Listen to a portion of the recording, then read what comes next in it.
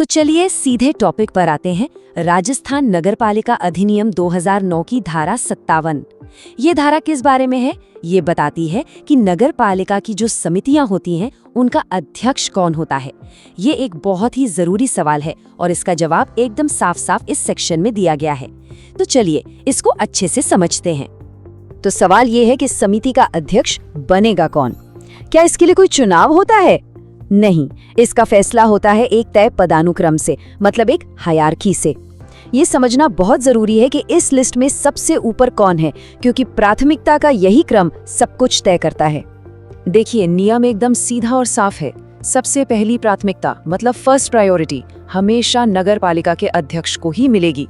अगर वो किसी कमेटी के मेंबर हैं तो बस वही उसके चेयरमैन होंगे, बात खत्म। अच्छा, मान लीजिए अध्यक्ष उस कमेटी के मेंबर नहीं है, तब नंबर आता है उपाध्यक्ष का। अगर उपाध्यक्ष उस कमेटी के सदस्य हैं तो फिर अध्यक्षता उनको मिल जाएगी। लेकिन एक बात गांठ बांध लीजिए, अगर अध्यक्ष सदस्य हैं तो उपाध्यक्ष का कोई चांस ही नहीं है। अब यहाँ एक शब्द बार बार सुनने को मिलेगा, पदेन अध्यक्ष, या जिसे अंग्रेजी में कहते हैं एक्स ऑफिशियो चेयरमैन। इसका मतलब समझना बहुत जरूरी है। पदेन का मतलब है पद के कारण, मतलब कोई व्यक्ति सिर्फ इसलिए अध्यक्ष बन जाता है क्योंकि वो पहले से ही नगर पालिका का अध्यक्ष या उपाध्यक्ष है। इसके लिए अलग से कोई चुनाव या अपॉइंटमेंट की जरूरत नहीं होती, ये पद अपने आप ही मिल जाता है। तो अब सवाल उठता है कि अगर किसी समिति में न तो अध्यक्ष सदस्य है और न ही उपाध्यक्ष, तो फिर उस समिति का अध्यक्ष कौन होगा? ऐसी स्थिति के लिए भी अधिनियम में प्रावधान है, जहां अध्यक्ष की नियुक्ति की जाती है, मतलब अपॉइंटमेंट होता है। अब यहाँ पर एक बड़ा दिलचस्प पावर डायनामिक देखने को मिलता है। सोचिए, अगर कमेटी में कोई पदेन अध्यक्ष है ही नहीं तो सबसे पहली पावर मिलती है नगर पालिका को। वो किसी भी मेंबर को चेयरमैन अपॉइंट कर सकती है। लेकिन अगर नगर पालिका अपनी इस पावर का इस्तेमाल नहीं करती है तो ये अधिकार सीधा सीधा कमेटी के पास चला जाता है।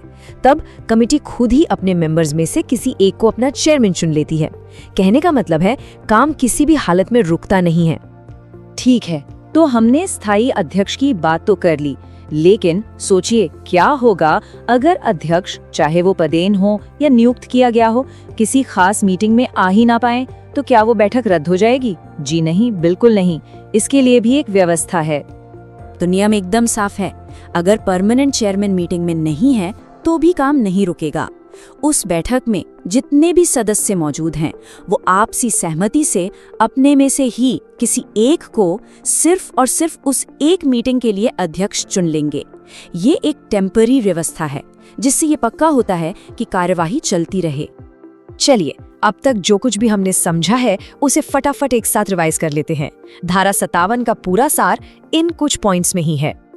तो पूरा क्रम इस तरह है, ध्यान से सुनिए। सबसे पहले अध्यक्ष, वो नहीं है तो उपाध्यक्ष। अगर दोनों ही नहीं है तो नगर पालिका अपॉइंट करेगी, और अगर नगर पालिका ने भी अपॉइंट नहीं किया तो कमेटी खुद अपना अध्यक्ष चुनेगी। और हाँ, किसी एक मीटिंग में अगर परमानेंट अध्यक्ष नहीं है तो सदस्य मिलकर एक टेम्पररी अध्यक्ष चुन लेंगे। बस यही क्रम याद रखना है। अब जब हमने इस धारा को इतनी अच्छी तरह समझ लिया है तो चलिए अपने ज्ञान को परखते हैं एक सवाल के साथ और देखते हैं कि आगे क्या है। तो चलिए, अब बारी है ज्ञान की परीक्षा की। एक चैलेंज है, स्क्रीन पर जो सवाल है उसे बहुत ध्यान से पढ़िए। अभी हमने जो सारे नियम समझे हैं ना, ये सवाल बिल्कुल उन्हीं पर आधारित है।